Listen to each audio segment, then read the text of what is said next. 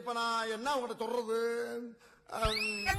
நாங்க பண்ண அலப்பற ஒன்பது கோவளம் பீச்சுக்கு வந்திருக்கோம். நாங்க அங்க பண்ண அலப்பறத பார்க்க போறீங்க.